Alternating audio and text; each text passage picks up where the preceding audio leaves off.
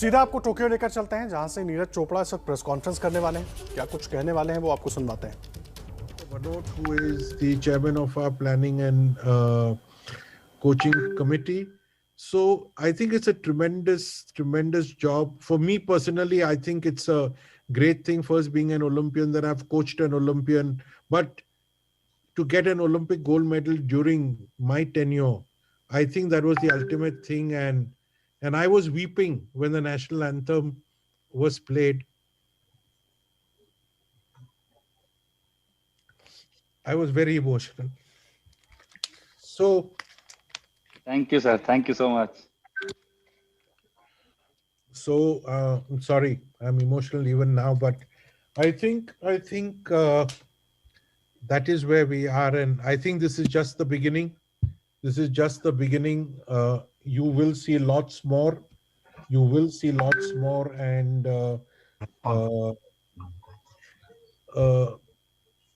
that's basically what I want to say at the moment. There's not much I can say. Just very emotional. So, thank you. May I ask Dr. Bhanot to say a few words, please? Good evening. It's really a matter of proud, not only for the Athletic Federation or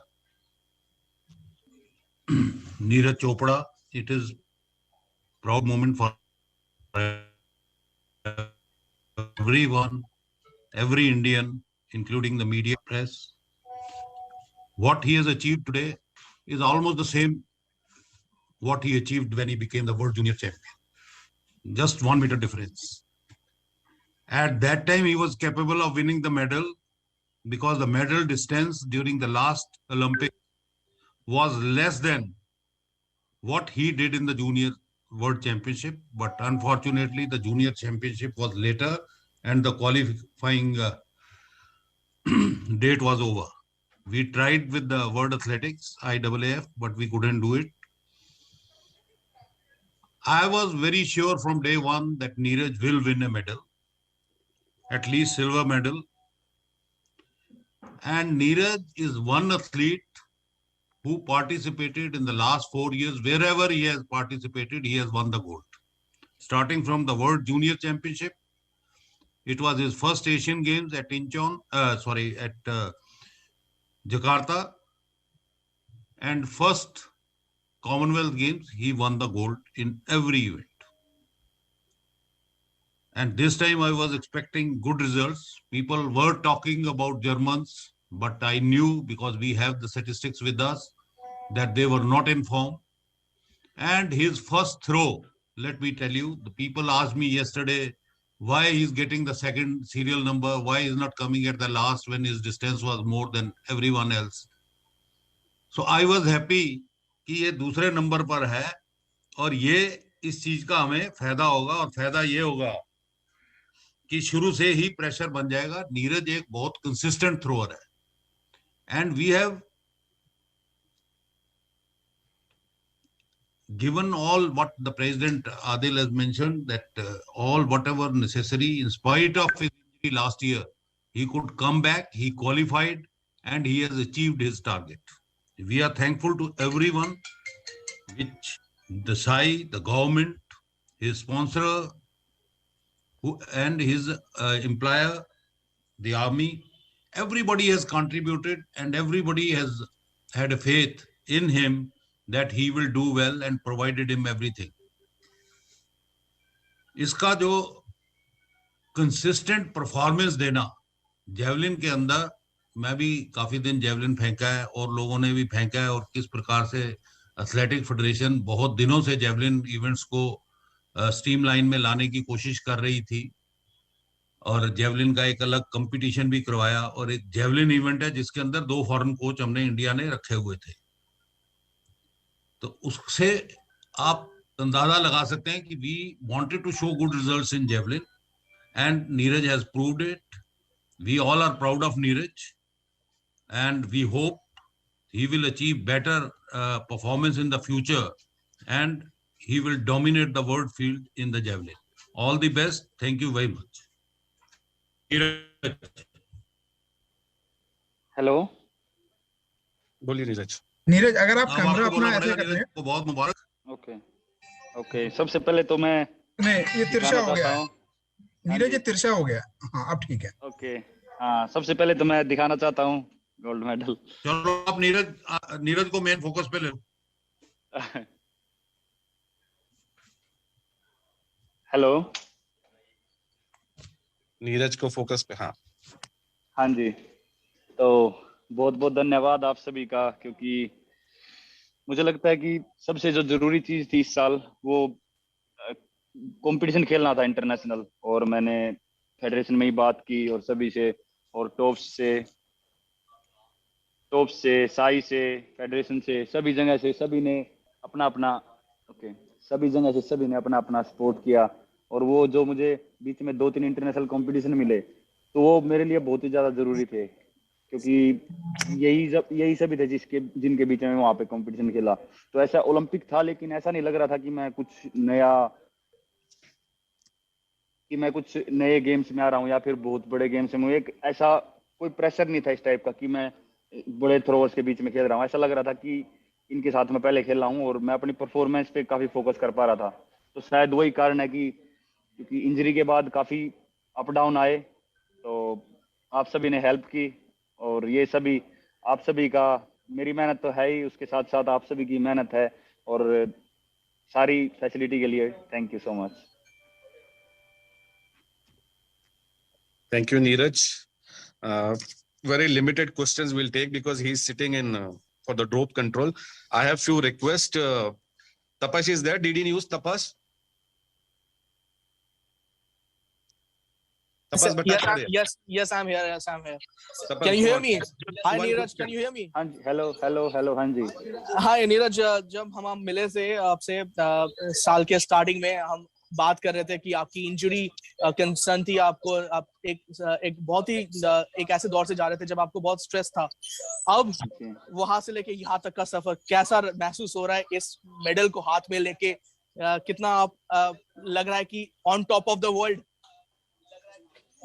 काफी खुशी हो रही है। ये तो मैं मतलब आपको एक्सप्लेन नहीं कर सकता कि कितनी खुशी है। लेकिन हाँ, बिल्कुल वो टाइम आया था, थोड़ा इंजरी की वजह से बहुत दिक्कतें आई थी, लेकिन फिर भी सभी का साथ रहा और अच्छे से रिहैब भी हुआ और इंजरी भी सक्सेसफुल, मतलब ये जो सर्जरी भी सक्सेसफुल होगी। तो थोड़ा टाइम लगा कम बैक करने में। जो मेरा 2019 का साल था, बस उसकी थोड़ी सी वो पूरा खराब चला गया। मेहनत काफी की थी उसकी, उस साल भी वर्ल्ड चैंपियनशिप के लिए। फिर उसके बाद पूरा फोकस 2020 पे अपना ओलंपिक्स पे किया था, तो कोरोना की वजह से वो भी प्रॉब्लम होगी। लेकिन मैं मैं धन्यवाद बोलता हूँ अपने फेडरेशन का और सभी अपनी गवर्नमेंट का कि हम वहाँ पे बार ट्रेनिंग कर रहे थे और मुझे वहाँ पे कंपटीशन भी मिले और मैंने वहाँ पे अपना क्वालिफाई भी किया। और मुझे याद है कि मैं इंडिया में 2019 में ओपन नेशनल हो रही थी, तो मैंने वहाँ पे एंट्री करवा ली थी और मेरी फ्लाइट टिकट भी थी। और मेरा बस ये था कि मन में कि मैं बस एक कोई कंपटीशन खेल लूँ, क्योंकि इंजरी के बाद जो सभी मेडल जा रहे थे वो अपने डिस्टेंस के आसपास जा रहे थे, चाहे वो वर्ल्ड चैंपियनशिप हो या कुछ भी हो। बस मेरा ये हो रहा था कि मैं खेल लूँ बस। तो मैंने सभी कुछ करवा लिया था। फिर आदिल सर से बात हुई, आदिल सर का फोन आया कि नीरज तू ये कंपटीशन मत खेल, आगे ओलंपिक्स आ रहा है उस पर फोकस कर, क्योंकि ज्यादा प्रॉब्लम हो जाएगी। तो फिर मैंने वो कैंसिल कर दी थी और मुझे लग रहा है कि वो शायद वो अच्छा डिसीजन था, क्योंकि एथलीट को लगता ही है कि बस मैं खेल लूँ जल्दी से। तो उसके बाद फिर अच्छी मेहनत रही और अच्छे से फिट हो गए फिर मैंने कंपटीशन खेले। Thank you. Vimal ji, please, quickly. Short. Vimal NDTV, Vimal ji.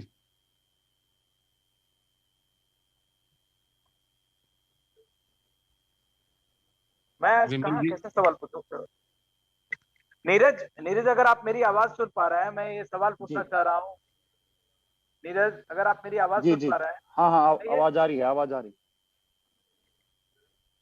Neeraj अगर आप है मेरी जी आवाज आपकी। सुन पा रहे हैं, मैं ये सवाल पूछना चाह रहा हूँ कि ये आपके खांडरा गांव में गया था और जयवीर का, मोनू का इसमें बड़ा कंट्रीब्यूशन है। आप उस समय जी जब जी वर्ल्ड चैंपियनशिप से जीतकर एनडीटीवी स्टूडियो भी आए थे और आपने कहा था जी कि जी जयवीर का बहुत बड़ा कंट्रीब्यूशन है। आपके साथ जो सपोर्ट स्टाफ है, जो पहले से रहे, जो शुरुआती दौर में जब आप 80 से 82 और 88 तक पहुंचे, उन सबको कैसे याद करते हैं और कितना बड़ा लम्हा है उन सबके लिए भी ये आपको? जी, बिल्कुल। मुझे लगता है कि सबसे पहले जिनके साथ शुरू किया वो एक बहुत ही हमारी लाइफ में जरूरी हैं, कि उन लोगों को भी भूलो मत जिन्होंने शुरुआत में आपको सिखाया, और जब आपको कुछ भी नहीं आता था तब उन्होंने मुझे सपोर्ट किया। और वो काफी जेवलिन के लिए वो बहुत ही एक डेडिकेटेड हैं, और मैं थैंक यू करता है एफआई का कि उन्होंने, वो अभी नेशनल कैंप में कोच हैं, तो अभी वो कोचिंग दे रहे हैं। एक लड़का है साहिल, उसने उनके अंडर में अभी 80 मीटर प्लस की है, और संजना लड़किया वो अनु के बाद अभी वो हर जगह पे सेकंड आ रही है। तो वो बहुत ही डेडिकेटेड है जेवलिन के मामले में। वो अच्छा स्पोर्ट्स कर नहीं पाए इंजरी की वजह से या कुछ भी कह लो, पर वो जेवलिन के लिए बहुत ही एक उनका मन है कि वो अपनी लाइफ पूरी जेवलिन को दे सकते हैं। तो वो बहुत ही डेडिकेटेड है, और मैं कुछ भी कहीं पे भी जीतता हूं तो उनको बहुत खुशी होती है, और शुरू से उनका सपोर्ट मेरे साथ रहा है। Thank you. Indranil?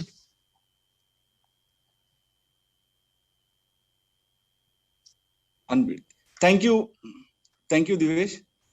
Congratulations Neeraj, कैसे हैं? एकदम बढ़िया लग रहा है। या माय क्वेश्चन इज जैसे आप अभी विमल जी ने पूछा कि पहले आप इनके साथ प्रैक्टिस मतलब इनके साथ ट्रेन करते थे, और they also have contributed to you, but उस ट्रेनिंग और अभी का ट्रेनिंग जो इतना साइंटिफिकली आप जो ट्रेनिंग कर रहे हैं लास्ट 2 साल से, स्पेशली जो बायोमैकेनिकल जो भी एलिमेंट्स है अपने टेक्निक में, वो काफी अपने सुधारे हैं। तो उस ट्रेनिंग में और इस ट्रेनिंग में और प्लानिंग जो एएफआई या साई या टॉप्स या जेएसडब्ल्यू जिसी का भी ट्रेनिंग है, उसमें क्या फर्क है? क्या उसमें और इसमें क्या फर्क है, और कैसे ट्रेनिंग किया आपने? देखो जी, पहले तो जब देखो एथलेटिक्स एक ऐसे गेम है कि भाई आपकी परफॉर्मेंस धीरे धीरे आती है, क्योंकि हम अपना 100% देते हैं। तो 100% आगे हमको बढ़ाने के लिए हमको थोड़ी थोड़ी करके चीज इंप्रूव करनी पड़ती है। तो जेवलिन काफी टेक्निकल इवेंट है, और स्टार्टिंग में हमने शुरू की थी, कुछ टेक्निकल फॉल्ट थे और वो धीरे धीरे सुधारे। उसके बाद फिर फॉरेन कोचेज आए, फेडरेशन ने ऑस्ट्रेलिया से कोच बुलाया था गैरी कैलवर्ट, उनके साथ मैंने की, तो वर्ल्ड जूनियर रिकॉर्ड किया था। उसके बाद फिर कोच हुए होना आए, उनके साथ मैंने ट्रेनिंग की, उनसे काफी कुछ सीखने को मिला। उसके बाद मैं क्लाउस बार्टनी कोच से मिला, तो ये भी काफी मतलब बहुत ही इनके पास पुराना एक्सपीरियंस है जेवलिन का, और खासकर मेरे लिए जो मतलब ये मेरी बॉडी को समझते हैं और मेरे लिए जो ट्रेनिंग प्लान बनाते हैं वो काफी अच्छा बनाते हैं, क्योंकि इनका जो जेवलिन का एक सफर रहा है वो काफी साल से इन्होंने काफी जेवलिन थ्रोअर्स के साथ काम भी किया है अलग अलग कंट्रीज में, और काफी टेक्निक को डीपली ये समझते हैं।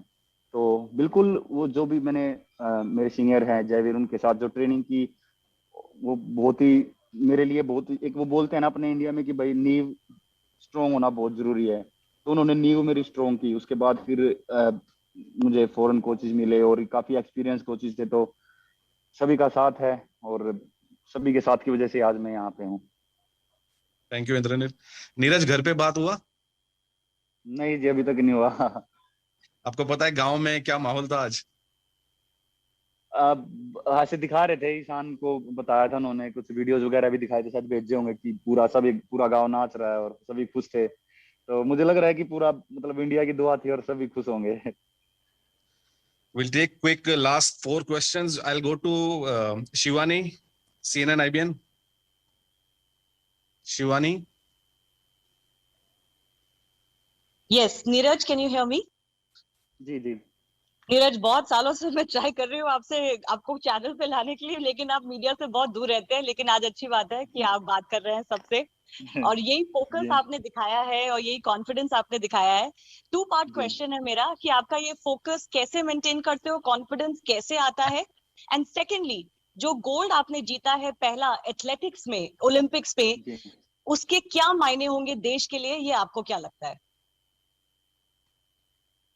मुझे लगता है कि देखो जी, फोकस तो एक एथलीट को फोकस तो होना ही चाहिए कि अपना मतलब इतनी मेहनत करने के लिए, और जरूरी नहीं है कि हमको बस ट्रेनिंग मतलब कंपटीशन पे फोकस करना है। हमको ट्रेनिंग में भी हमारी क्या ट्रेनिंग है वो किस तरीके से करनी है वो उसमें भी फोकस करना बहुत जरूरी है। कि अब कोच हमको वर्कआउट दे दे और हम बस ऐसे उसको ऐसे समझ के करें कि भाई कोच ने दिया है ये तो करना पड़ेगा, वो कहीं ना कहीं वो मुझे अच्छा लगता है। मैं सोचता हूँ कि ये मेरे लिए है वर्कआउट और मैं इसको पूरे अपने मन से करूं, उसमें डिपेंड नहीं करता कि कंपटीशन, क्योंकि सबसे पहले ट्रेनिंग है, ट्रेनिंग के बाद कंपटीशन आता है। जितनी अच्छी ट्रेनिंग होगी उतने अच्छे कंपटीशन होंगे। तो पूरा फोकस ट्रेनिंग पे रखते थे जी। और सबसे बड़ा मोटिवेशन मेरे लिए ट्रेनिंग ही होता है, क्योंकि अगर मेरी ट्रेनिंग अच्छी होती है तो बहुत खुशी होती है और ऐसा लगता है कि हाँ मैं आगे रिजल्ट अच्छा दे सकता हूँ।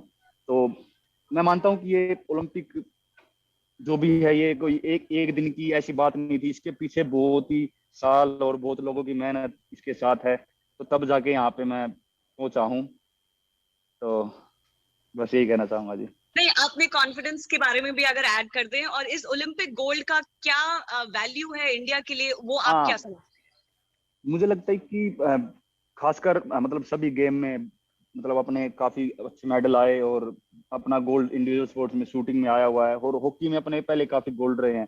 लेकिन मुझे लगता है कि एथलेटिक्स एक ऐसा माना जाता था कि एथलेटिक्स में वर्ल्ड लेवल पे इंडिया के, क्योंकि हमारे बहुत ही महान एथलीट मिल्खा सिंह और पीटी उषा जी, वो कहीं ना कहीं थोड़े थोड़े गैप से रह गए थे मेडल से। तो कहीं ना कहीं वो जरूरी था, क्योंकि इतने साल से खिलाड़ी मेहनत कर रहे हैं और फेडरेशन काम कर रही है, तो ये अब मेडल आया है ना, तो ये कुछ ना कुछ तो अलग होगा, खासकर एथलेटिक्स और जेवलिन के लिए। तो मैं आशा करता हूँ कि एएफआई और हमारे एथलेटिक्स को और खासकर अभी जेवलिन को और ज्यादा बढ़ावा देगी, क्योंकि मुझे लगता है कि इंडिया में बहुत टैलेंट है। तो ऐसे ही धीरे धीरे करके सामने आएंगे और आगे आने वाले जो भी जूनियर इवेंट या फिर आगे ओलंपिक्स में और अच्छा कर सकते हैं हम। मतलब ऐसा एक कहीं ना कहीं ये थिंक थी कि भाई पता नहीं अब ऐसे इंटरनेशनल लेवल पे इंडियन क्यों नहीं करते अभी।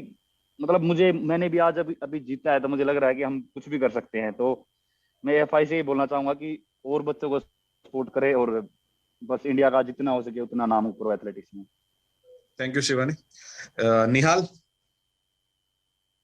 निहाल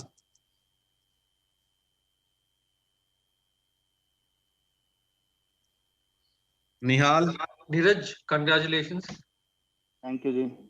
आप आपका आज का फर्स्ट 2 थ्रोज के बारे में बताइए, क्योंकि वो दोनों थ्रो जब हम टेलीविजन पे देखा वो ऑलमोस्ट परफेक्ट लगा, और आपका जो मन में था शायद आपने वो एम उस दोनों थ्रो में कर दिया। सेकंड थ्रो के बाद यू टर्न एंड आपने कोचिंग स्टाफ की तरफ और ऑफिशियल्स की तरफ हाथ भी उठाया। तो वो दोनों थ्रो कितना इंपॉर्टेंट है आपके लिए एक टोन सेट करने के लिए आज के फाइनल में? मुझे लगता है कि जो अभी थोड़ी देर पहले बनोट सर बता रहे थे कि पहला थ्रो अगर हम अच्छा कर लें तो थोड़ा दूसरे एथलीट पे थोड़ा सा प्रेशर हो जाता है।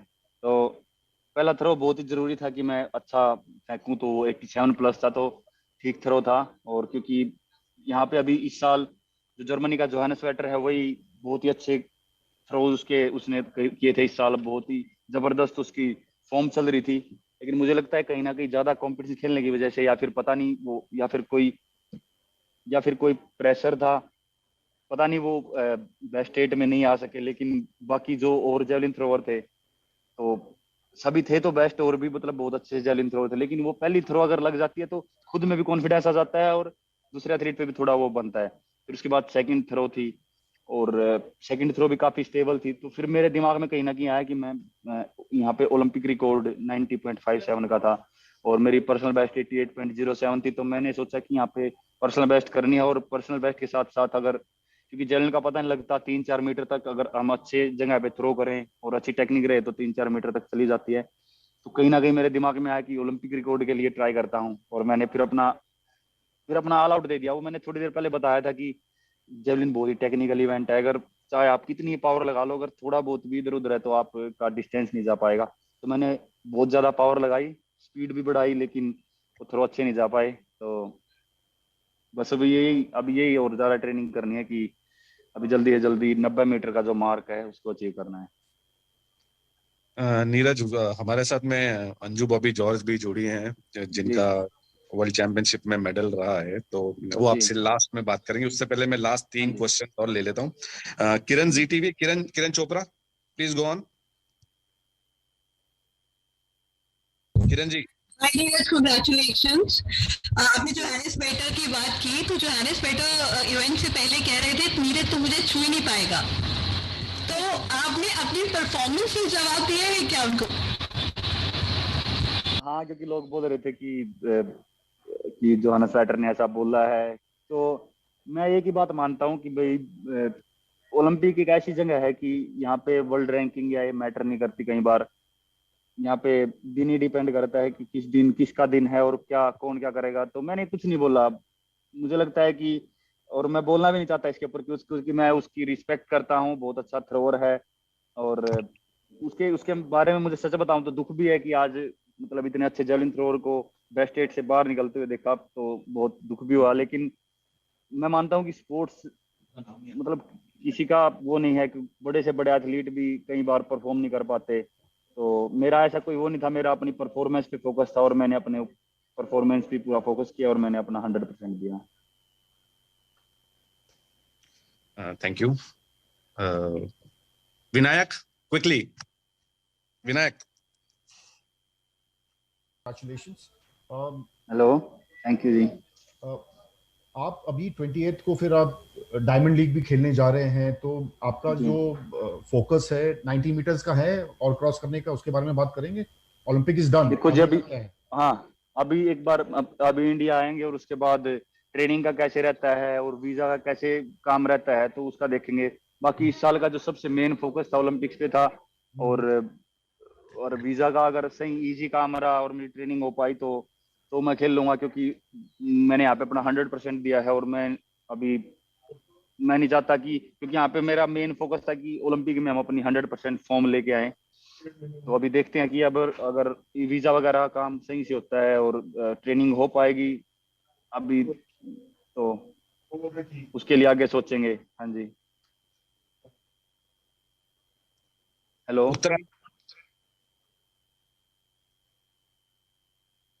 उत्तरा।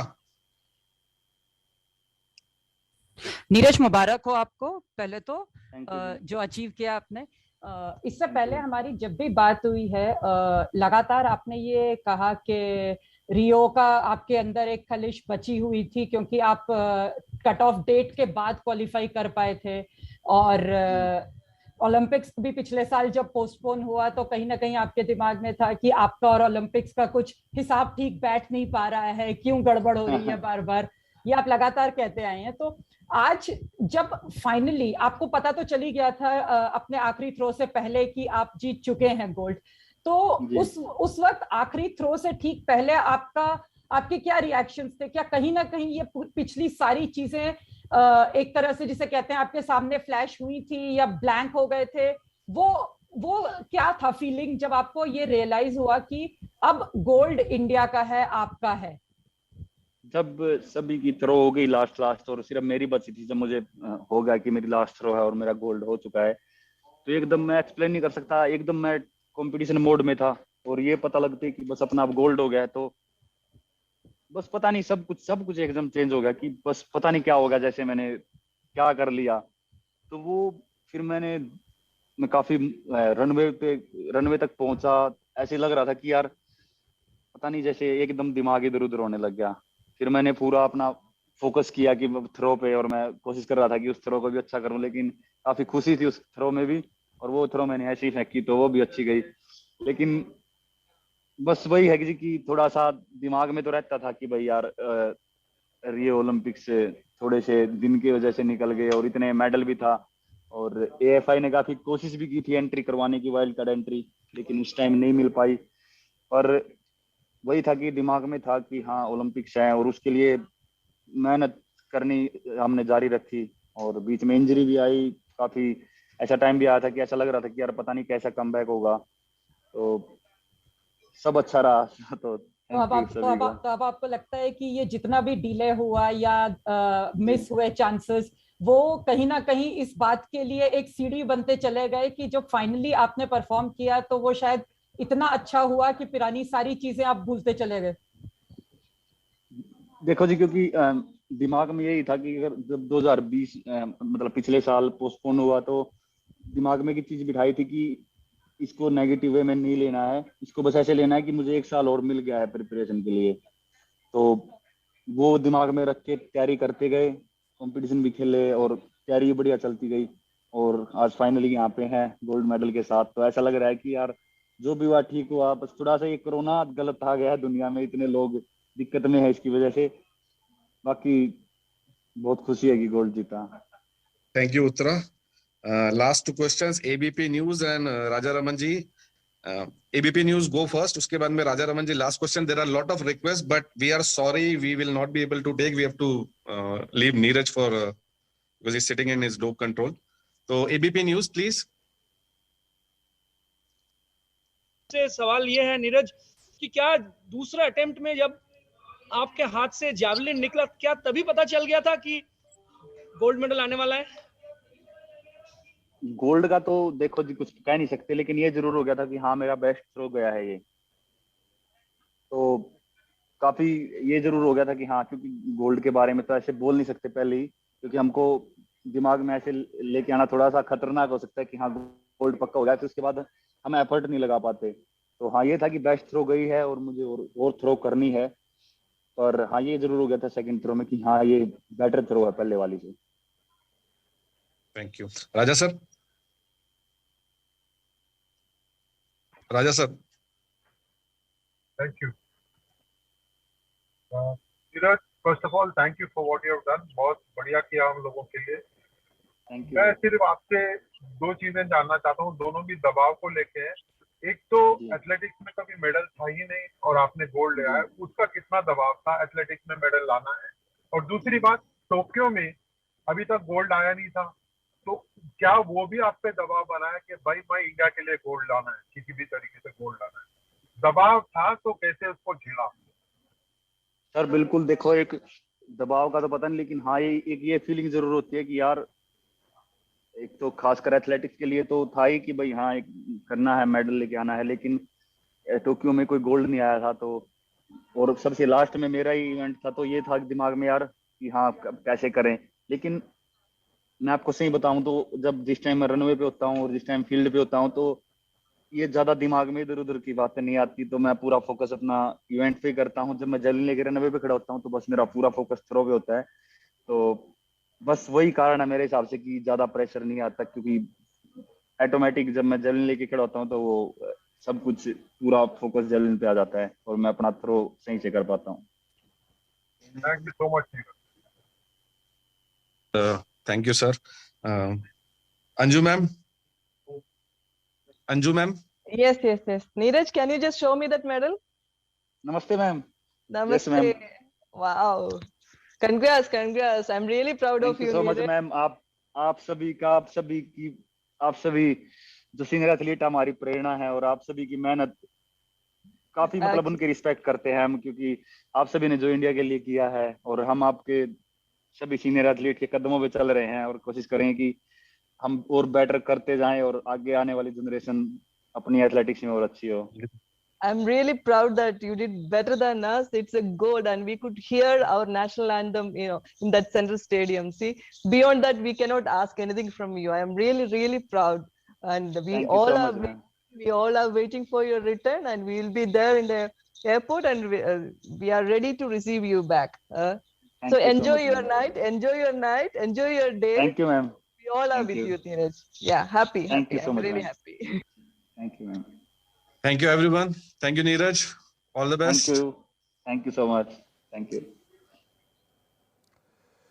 तो टोक्यो से नीरज चोपड़ा की प्रेस कॉन्फ्रेंस सुन रहे थे आप, जिसमें उन्होंने तमाम अपने पूरे सफर के बारे में बताया, कैसे प्रेशर को कंट्रोल किया। एबीपी न्यूज के सवाल पर उन्होंने कहा कि जब दूसरा थ्रो उन्होंने किया था तभी उनके समझ में आ गया था कि ये उनका सबसे बेस्ट थ्रो है। और पूर्व एथलीट अंजू बॉबी जॉर्ज ने भी बात की, नीरज से उनको बधाई दी, और बधाइयों का सिलसिला हालांकि लगातार जारी है, लेकिन उसके बावजूद नीरज ने किस तरीके से इस पूरे इवेंट में अपने आप को संभाल कर रखा, प्रेशर जो था उसको कैसे नज़रअंदाज किया और अपने बेस्ट परफॉर्मेंस की तरफ फोकस किया, ये सब कुछ नीरज चोपड़ा ने बताया। और अभी आप देख रहे हैं वो मेडल भी दिखा रहे हैं और काफ़ी खुश नज़र आ रहे हैं, और देश को गर्व का क्षण दिया उन्होंने। पूरा देश गर्व कर रहा है, पूरा देश खुश है, और सभी जगह से उन्हें बधाइयाँ मिल रही हैं।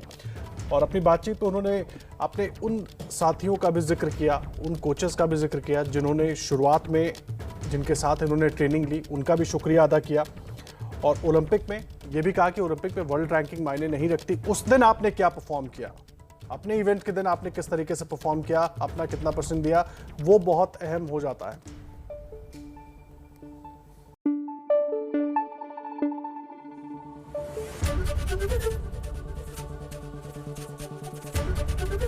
ABP News, आपको रखे आगे।